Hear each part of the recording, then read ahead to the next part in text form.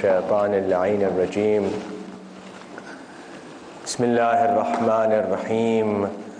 الحمد لله رب العالمين، والصلاة والسلام والتحية والإكرام على النبي الأمي العربي القرشي المكي المدني الهاشمي، صاحب قاب قوسين، محبوب رب المشرقين والمغربين، جد الحسن والحسين، النبي الحرمين والإمام القبلتين والرسول الثقلين، الذين سمي في السماء بأحمد وفي الأرض بأبي القاسم محمد.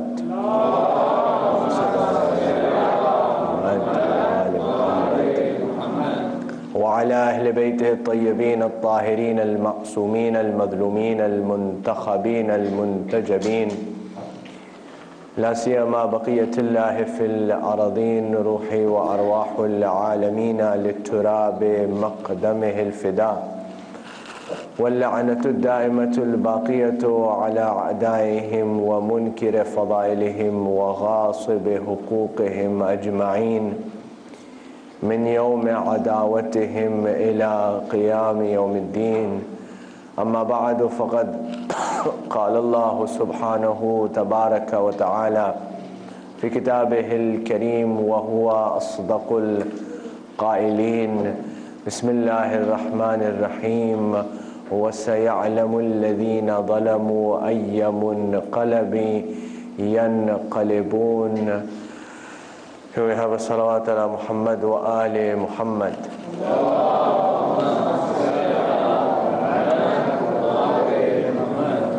For the honor of Amirul Mu'mineen alayhi salatu wassalam, can we have a second salawat? Salli ala Muhammad wa ali. And to hasten the reappearance of our awaited Savior, can we have a third one in your loudest voices?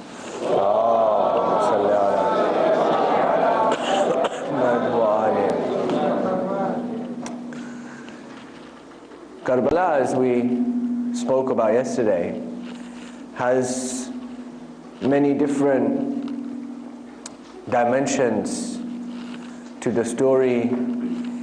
Is from many different angles a story from which we get many lessons, many examples, and use as a springboard for many new dawns in our life.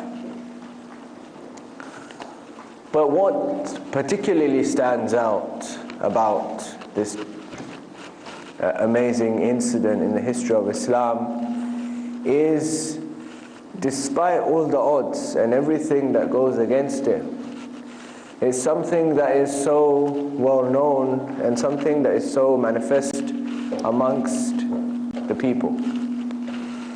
From purely historical point of view, it is an incident that takes place in the middle of the desert where there's nothing that is in existence. Karbala of then is not the Karbala of today.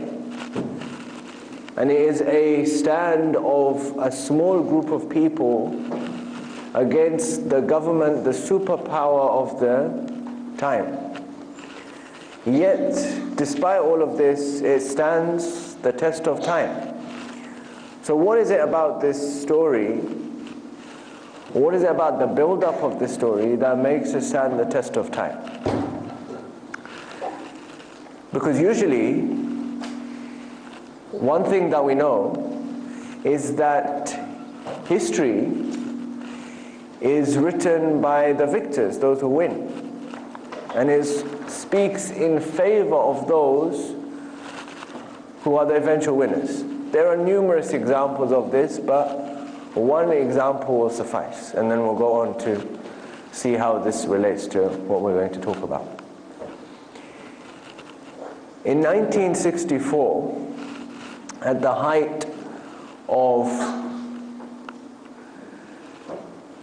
communism and US-Soviet relations, US President of the time, Lyndon B. Johnson, was told by his intelligence officers that a US ship had been attacked on the Gulf of Tonkin at South Vietnam. He used this as a basis to launch the Vietnam War, which continued on for the best part of the 1960s and through to the 1970s, and was a key response from the United States against communism. 30 years later, when classified documents were declassified, it transpired that this attack on the Gulf of Tonkin had never taken place. There was no such thing. Yet at the time, it was used as a way to not only launch an attack on a country, but also to force the narrative, which has now made itself into the history books. Because, for what reason? Because the United States are eventual winners in the Cold War, and communism was defeated. One example out of many. What this tells us is that the victors are able to force their narrative, even if it's not true, into the history books and make it the accepted narrative. Yet, when we come back, yet, as we know, Karbala takes place against superpower of the time, and yet it survives in so much detail that not only Muslims but even non-Muslims know about Karbala. So there has to be something about the story, something in the story that makes it stand out. So let's start from the beginning, where we left off last night. Imam Hussain alayhi salam was asked for the allegiance. When he was asked, or when he was demanded the allegiance, what happened? What did he reply? What did Imam Hussain alayhi salam reply to when he was demanded the allegiance? He said, a person like me cannot pledge allegiance to a person like Yazid. He didn't say, I won't pledge allegiance to Yazid. A person like me can't pledge allegiance to a person like Yazid. That's the basis of our discussion today. A person like me can't pledge allegiance to a person like Yazid. What does this mean? Why does the Imam say this? Amirul Mu'mineen Ali ibn Abi Talib alayhi salatu wasalam, salawat ala Muhammad wa ala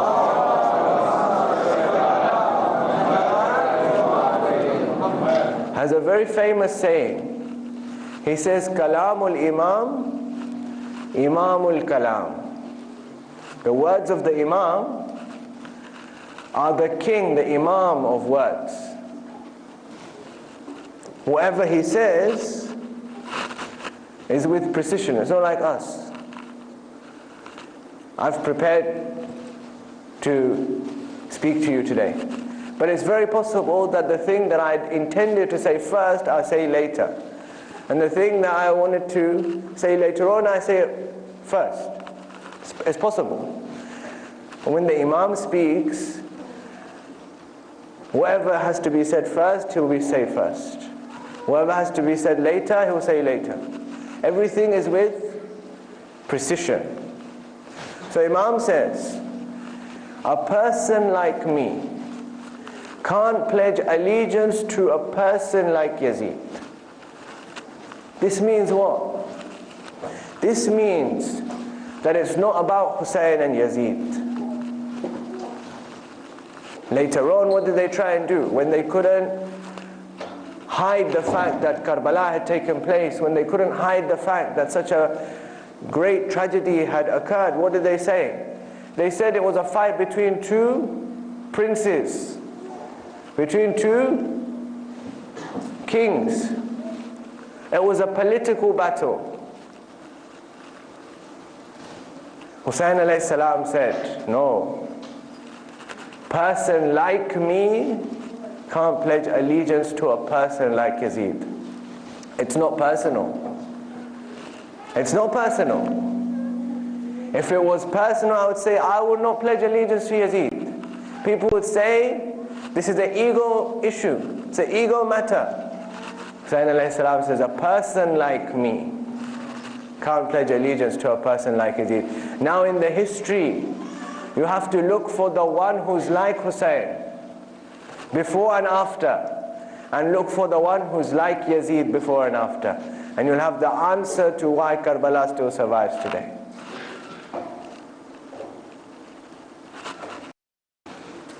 Let me use a very famous Persian poem, Farsi poem, to explain what this means. I'm sure nearly all of you in the room will have heard it before. Khwaja Mu'inuddin Chishti, famous Sufi poet, scholar,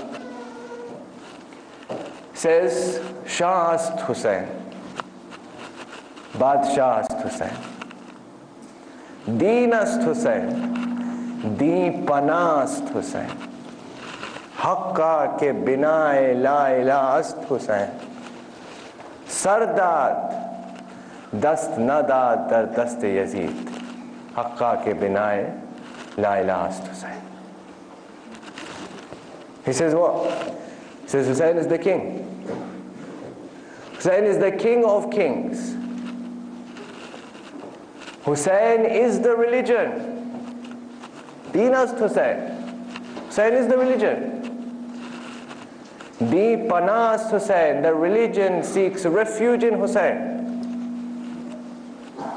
Haqqa ke bina la ilaha ast Hussein. The bina, the basis of la ilaha illallah is Hussein. What does he mean by all these things?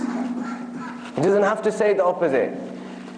He's saying that later on people will say Hussein alayhi salam rebelled against the government. I've already said Hussein is the king. Whoever comes against the king is the rebel.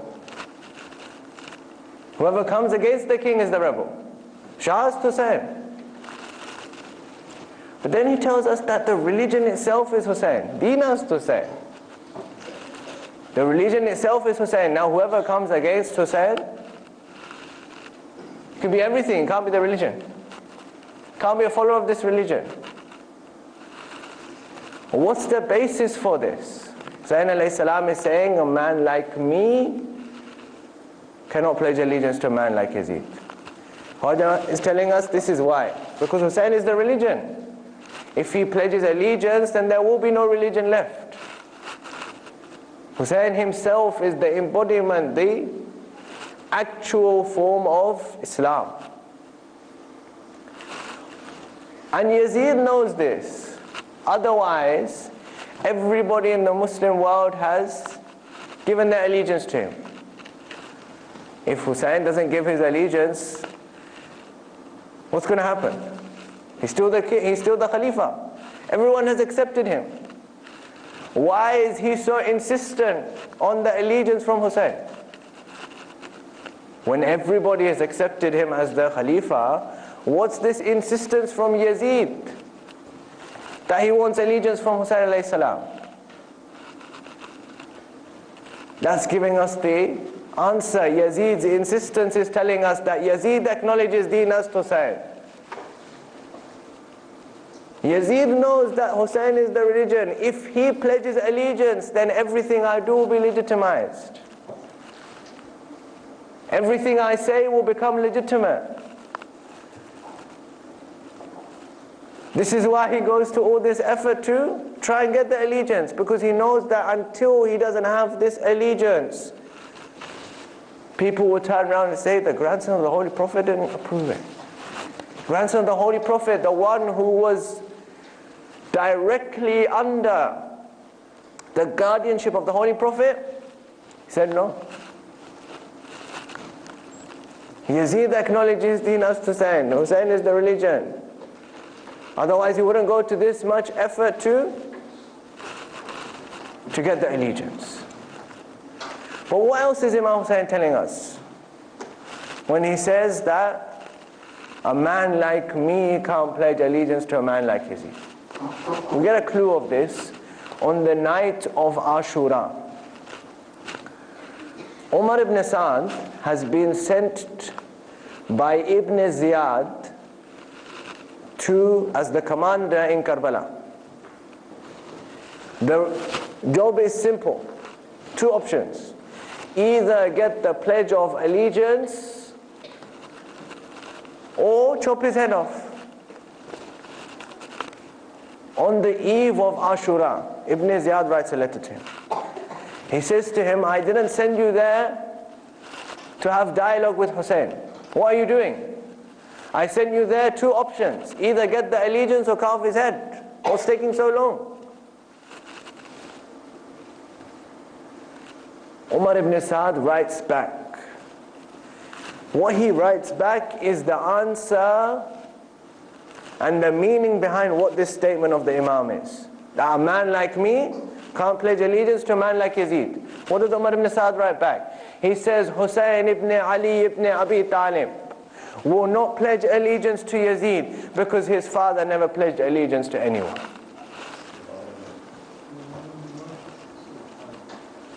A man like me can't pledge allegiance to a man like Yazid, i.e. those who came before or those who come after.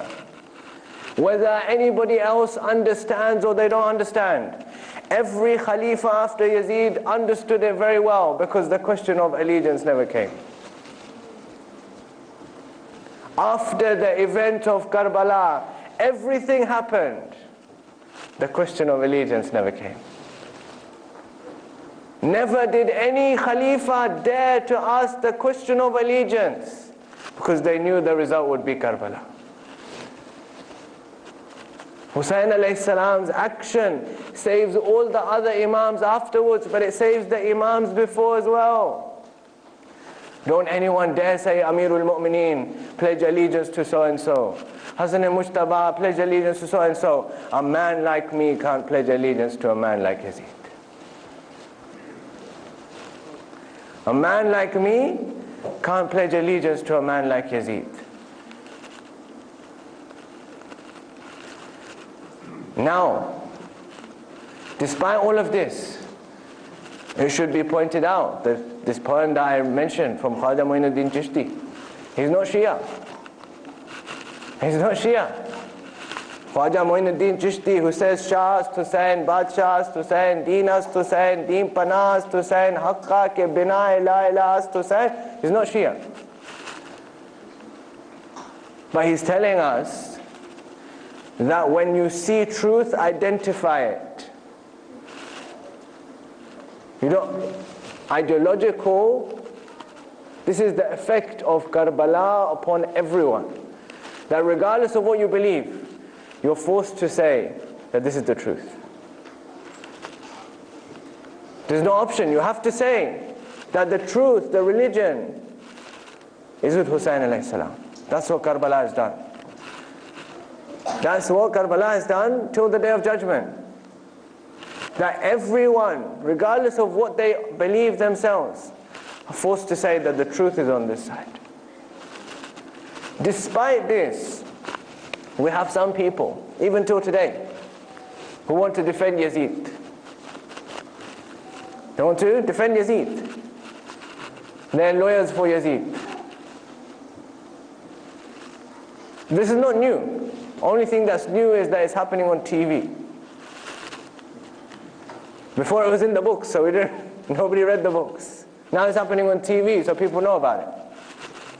This question that was asked on TV, exactly the same question, was asked to Imam al-Ghazali, famous scholar. Exactly the same question. They said to him, what should be our opinion? What should be our belief about Yazid? He replies. Very interesting reply. He replies, we shouldn't say anything bad about Yazid. Ahl Sunnah opinion about Yazid. What does Imam al-Ghazali reply? He's saying we shouldn't say anything bad about Yazid. Why? He gives a reason. He says the reason why we shouldn't say anything bad about Yazid is because it leads to the hatred of the companions. Saying something bad about Yazid will lead to the hatred of the companions. Now a question might be asked. Yazid is born in 26th year of Hijrah, way after the Holy Prophet has passed away. What relationship has saying anything bad about Yazid got to do with the companions? Answer is that how did Yazid become the Khalifa? Hussein alayhi salam's statement, remember this. Hussein alayhi salam's statement is what? A man like me can't pledge allegiance to a man like Yazid. Who made the man like Yazid the Khalifa? Did he just wake up one day and say, I'm the Khalifa today? No. Somebody made him the Khalifa. Somebody made Yazid the Khalifa. That's how he became the Khalifa. So a question has to be asked. So who made Yazid the Khalifa? Okay, the answer is his father made him the Khalifa. His father appointed him as the Khalifa. At his deathbed, he broke the final condition of the peace treaty between himself and Imam Hassan alayhi salam, which was he will not appoint a successor, so he appoints Yazid. Okay, so his father made him the Khalifa. Oh, how did his father become the Khalifa? Every sensible person will ask, okay, so Yazid became the Khalifa. So his father made him the Khalifa. So how did his father become the Khalifa? So his father became the Khalifa when? How did he become so powerful that this person who was a freed slave of the Holy Prophet of Islam on the day of the conquest of Mecca became the Khalifa? How did this happen? So for this we have to go back a long way. We go back to the 17th year after Hijrah, when the area which is known as Sham, which includes modern day Syria, Lebanon, Jordan, Palestine, all these areas, was conquered by the Muslims. And so when it was conquered, the first person to be made the governor of Sham was the eldest son of Abu Sufyan, Yazid ibn Abu Sufyan. As soon as he's made the governor, there's an outbreak of smallpox in Damascus. Many people die, including the governor. When he dies, now the Khalifa has a problem. He's just made this man the governor and he's died. So he needs to appoint another governor. So he comes to the house of Abu Sufyan to offer his condolences over the fact that their son has died. At this moment in time, Hinda, the one who just read in Ziyarat Ashura, Ibn Aqilatul Akbar, the one who chewed the liver of Hazrat Hamza, she says to the Khalifa, she says, I wish that this son of mine had died. The Amir of Sham, I won't mention his name because the meaning is very a bad meaning. I don't want to mention it from the minbar. I'm sure you all understand. So he says, I wish that this one had died. So Khalifa says, no problem. We'll make him the governor. So he's made the governor of Sham. When the second Khalifa dies and the third Khalifa takes office, he removes all the governors and he replaces them with people from his own family, from the Banu Umayyah. The only governor he doesn't replace is this one, because he's already from his own family. So now 10 years plus another 10 years of the third Khalifa's rule, and then when Amirul Mu'mineen becomes the Khalifa and he removes the governor of Sham, this person refuses to be removed. And so the Battle of Siffin takes place. Now in all this time, this person has become powerful because of whom? Because of the companions.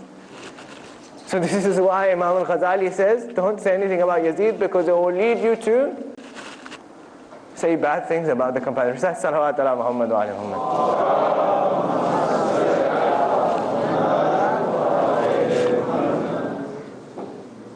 This means what? This means that it's not about Hussein and Yazid. It's about what did Hussein alayhi salam stand for and what did Yazid stand for. Hussein alayhi salam says, I will not pledge allegiance to a man like Yazid because a man like me cannot pledge allegiance to a man like him. So the men like Yazid are whom? The ones who paved the way for him to come into power. In Ziyat al-Ashura we said, Assasa asasa zulm wal jawr. The ones who laid the foundations for those to come into power who oppressed you and killed you.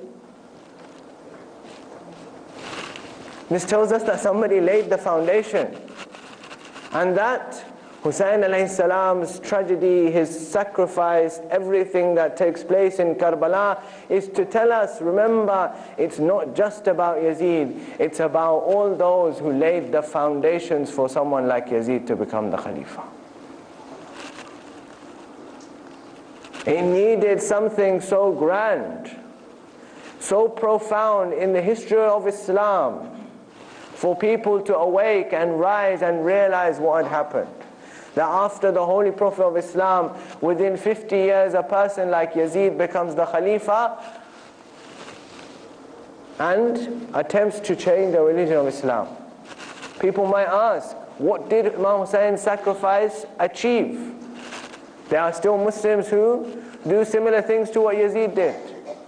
There's still Muslims who drink alcohol. There's still Muslims who do gambling. There's still Muslims who commit all those sins that Yazid used to commit. What did Imam Hussein alayhi salam do?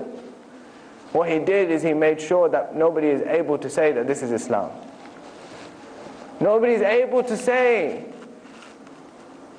a Muslim might drink alcohol, but he can't say this is Islam. Hussein alayhi salam made sure that what is Islam is protected. What Muslims do, they will do. But what is Islam cannot be changed. Hussein alayhi salam's pure blood on Karbala made sure that what is Islam can't be changed.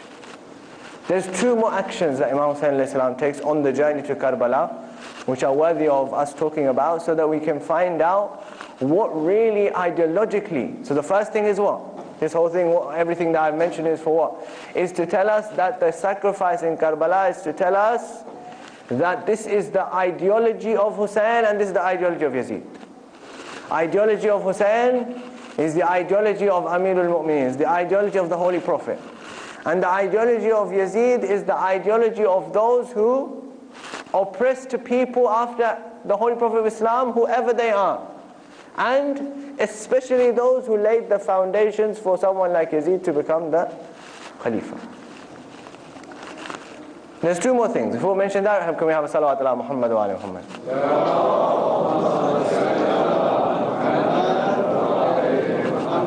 And one more salawat ala Muhammad wa ali Muhammad.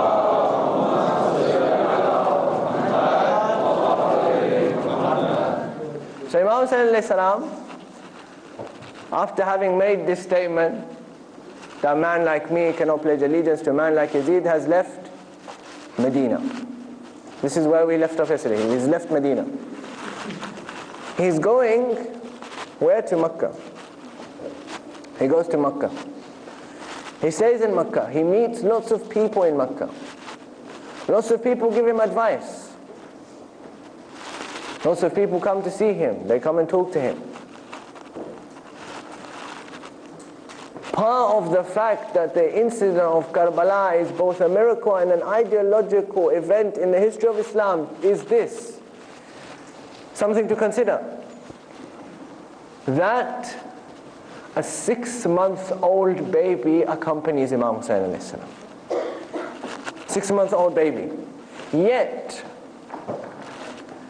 Abdullah ibn Abbas, companion of the Holy Prophet, companion of Amir al-Mu'mineen, doesn't accompany him. You've got to be special to be part of the miracle. 6-month-old baby is accompanying Imam Hussein to see him in Mecca. Doesn't accompany Imam Hussein. Companion of the Holy Prophet, companion of Amir al-Mu'mineen. Learn tafsir of the Holy Quran from Amir al-Mu'mineen. Doesn't accompany Imam Hussein to Karbala. Something to think about. But something greater than that is this. Is that Yazid plans now that Imam Hussein al-Islam has left Medina. He's now in Mecca. Yazid plans that he's going to get Imam Hussein killed while he's performing the Hajj. It's the most excellent cover-up. Imam Hussein will be killed while the Hajj is taking place. Later on we'll say it was an accident. Later on, you can say it was an accident. He was killed in the Hajj, it was an accident. We didn't mean it to happen. We're sorry. Imam Hussein alayhi salam is informed that this is what's going to happen. What does he say? What does he say? There's a verse in the Holy Quran about this. Verse number 96 and 97 of Surah Ali Imran. Allah subhanahu wa ta'ala says, Bismillah ar-Rahman ar-Rahim. Inna awwala baytin wadi'a lin-nas lalladhi bi Bakkata mubaraka wa hudan lil-alamin. Fihi ayatun bayyinat maqamu Ibrahim wa man dakhalahu kana amina. Surely the first house that was placed on this earth for human beings is at Bakka, which is the old name for Makkah, the blessed place. What is the purpose of it? So that them people may get guidance from it throughout all of creation. Fihi ayatun muhkamat, and within it there are clear signs. Maqamu Ibrahim, one of them is the maqam of Ibrahim alayhi salam, where his footprint is. وَمَنْ دَخَلَهُ كَانَ آمِنًا, and whoever enters into it will be safe. Hussein alayhi salam says, I don't want the sanctity of the house of God to be violated. Can you imagine? If the grandson of the Holy Prophet was killed when the Hajj was taking place, every single Muslim would have said, how can I go to Hajj? How can I go to Hajj when the grandson of the Holy Prophet's sanctity was not respected? What sanctity, what safety do I have of my own life? Hussein alayhi salam says, I'm going to save Hajj till the Day of Judgment. Promise of Allah subhanahu wa ta'ala that this, whoever enters this place, وَمَنْ دَخَلَهُ, whoever enters, he didn't say when a Muslim enters. وَمَنْ دَخَلَهُ, whoever enters, كَانَ آمِنًا, he will be saved. On the day of the conquest of Makkah, the Holy Prophet of Islam had said what? Whoever enters the Kaaba will be saved. Hussein alayhi salam says, it will not be violated by my blood. I'm the inheritor of the Holy Prophet. I am the inheritor of the Holy Prophet of Islam. It will not be violated with my blood. Changes the ihram. He leaves Makkah. On the 8th of Zil Hijjah, the day before the Hajj is supposed to start, he leaves Makkah. Nobody's asking the question. Nobody asks the question, Yabna Rasulullah, Shariat came down in your house. It's haram, if you're in Makkah in the state of ihram, to leave until the Hajj is completed. Yabna Rasulullah, what's happened? Why are you leaving? Nobody even asks the question. To what extent, to what state has the ummah gone? Imam Hussein is telling us. This is what's happened. Nobody's even asking the question, Yabna Rasulullah, Sharia came down in your house, nobody knows it better than you. How can you leave? He's telling us two things. He's telling us, one, that me abandoning this Hajj is going to save Hajj till the Day of Judgment. This one Hajj that I've abandoned means that Hajj until the day of judgment will remain. He's telling us something else as well. He's telling us that jihad and shahadat is greater than Hajj. Jihad obligation, Hajj obligation. What do you do when two obligations collide? You have to go for the greater one. He's telling us shahadat is greater than Hajj, because shahadat will save the religion, which includes the Hajj. Shahadat will save the religion. So I'm leaving the Hajj. But even then nobody asks the question, so he says there has to be something greater than this to wake up, to shake the ummah. What's happened to you? To shake the ummah, what's happened to you? Hussein alayhi salam leaves Makkah. He's on the way to Kufa, he's going to Kufa. He hears of the shahadat of Muslim ibn Aqil.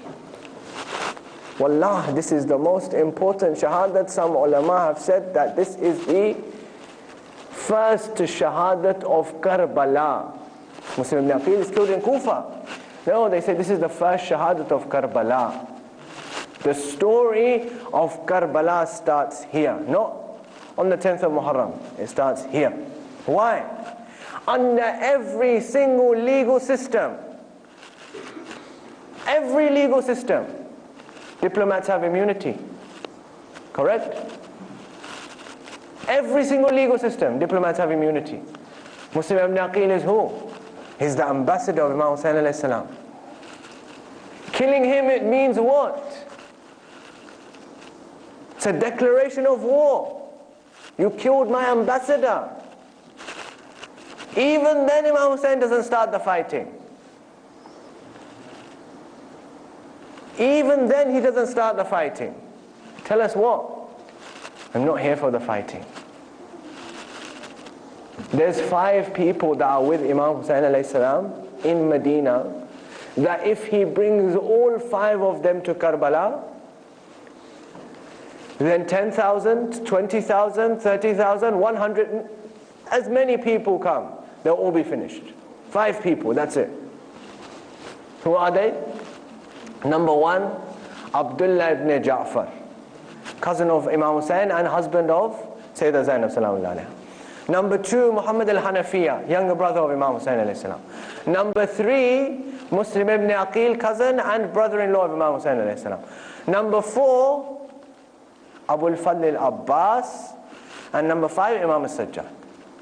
If these 5 people all come into Karbala, 100,000, no, whatever number of forces you bring, they'll all be finished.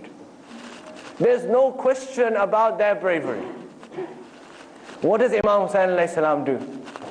He's going to Karbala to fight a battle. What does he do? He leaves Muhammad al-Hanafiya in Medina.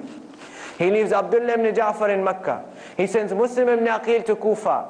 He takes the idhn of jihad away from Abu al-Fadl al-Abbas, and Allah subhanahu wa ta'ala makes Imam al-Sajjad unwell. To tell us what? It's not about the fighting.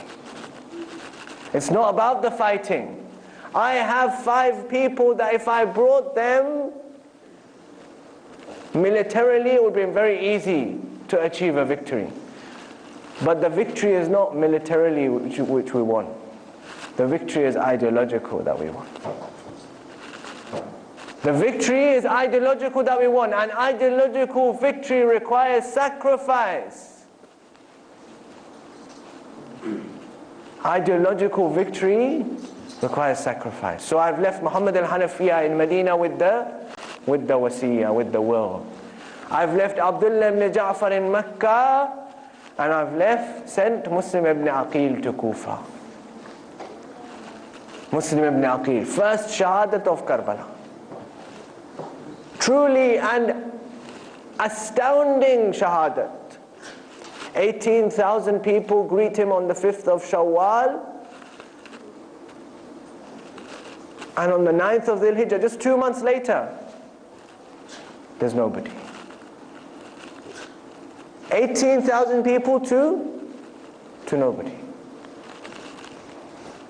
On the 9th of Dhul Hijjah, when they come to find him in this woman's house, Muhammad ibn Ash'ath is led by 500 men. Muslim ibn Aqil comes out of the house. He starts the fighting. Muhammad ibn Ash'ath sends a message to Ibn Ziyad. He says, we need more men. He sends more men. He sends a message again. He says, we need more men. Ibn Ziyad sends him a message. He says, we sent you to arrest one man. Muhammad ibn Ash'ath, this is the words of Maqatil. Muhammad ibn Ash'ath says, do you think we're fighting the son of Kufa's greengrocer? We're fighting Muslim ibn Aqil ibn Abi Talib. Suffice for his bravery to state that every single child in Karbala had learned the art of sword fighting from Muslim ibn Aqil.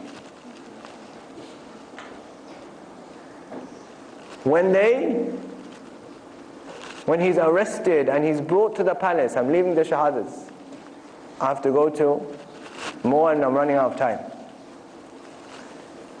When he's arrested and he's brought to the palace and they say to him, you didn't say salam to the Amir. He said, there's no Amir of mine except for Hussein. There's no Amir except for Hussein. They order him to be killed. He says, I have 3 last wishes.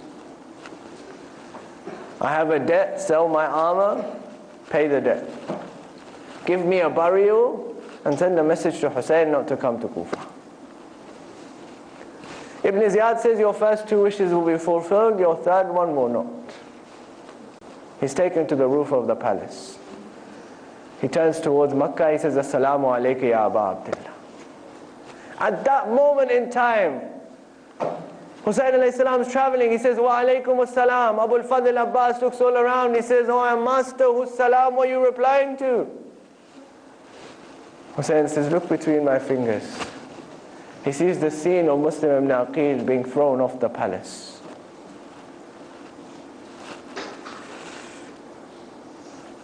Imam says, bring me Hamida, daughter of Muslim. Hamida is brought.